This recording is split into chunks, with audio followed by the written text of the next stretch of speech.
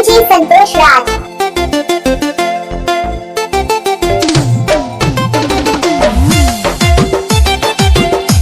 DJ Santosh राज।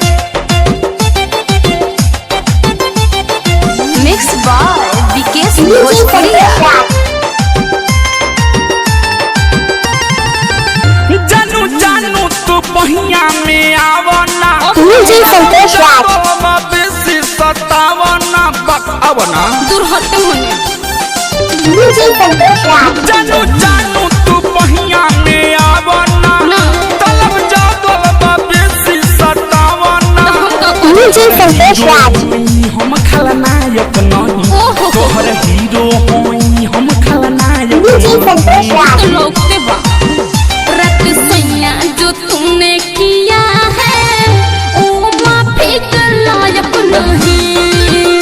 रत सैया जो तुमने किया डीजे संतोष राज। ओ माफी का लायक नहीं। दिल को बताना मेरे पास। अरे मान जाओ डीजे संतोष राज।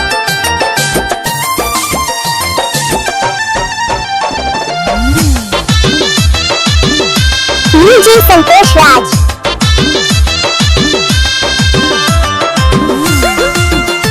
डीजे संतोष राज।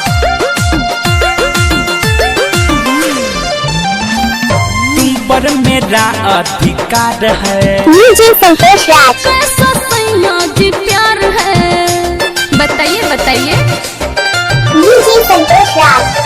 तुम पर मेरा अधिकार है एक कैसा सैया जी प्यार है। डीजे संतोष राज। करा से सुखदायक नहीं ढेर मत बोलिए। कौनो काम ये करा से सुखदायक डीजे संतोष राज। नहीं रत सैया जो तुमने किया है ओ माफी का लायक डीजे संतोष राज।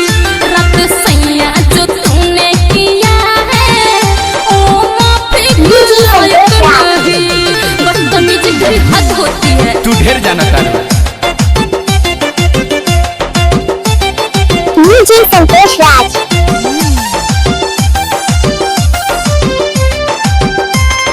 डीजे संतोष राज। बड़े मुंड में अलबेला यसो कहो जनी करो ऐसन नो पाछो। डीजे संतोष राज। ना भई तमार हो अरे होई तो होई। बड़े मुंड में अलबेला डीजे यसो संतोष कहो जनी करो ऐसन नो पाछो कहो। तोहर पति होई हम ना लायक डीजे संतोष राज। पति होई हम ना लायक नहीं हट जा भी।